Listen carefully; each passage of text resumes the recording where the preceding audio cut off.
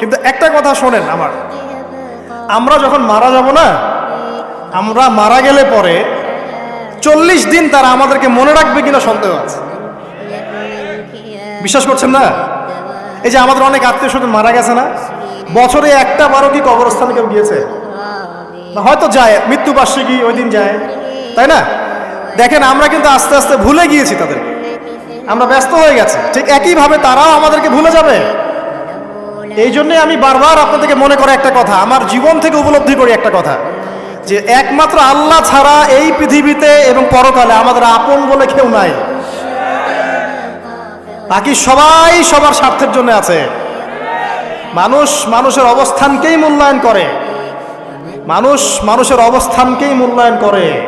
আল্লাহ রাব্বুল আলামিন আপনার ভিতরটাকে ভালোবাসেন। দেখেন আপনি যখন নামাজ পড়েন নাই, আল্লাহ পাক কিন্তু আপনাকে ধ্বংস করে দেন নাই। আল্লাহ পরম করুণাময় আপনাকে হেদায়েত দিয়ে নামাজি বানিয়ে দিয়েছে। জীবনে অনেক পাপ করেছেন, ইনস্ট্যান্ট আল্লাহ পাক শাস্তি দিতে পারতেন, আল্লাহ পাক দেন নাই। আল্লাহ আপনাকে ভালোবাসেন, আল্লাহ আমাকে ভালোবাসেন।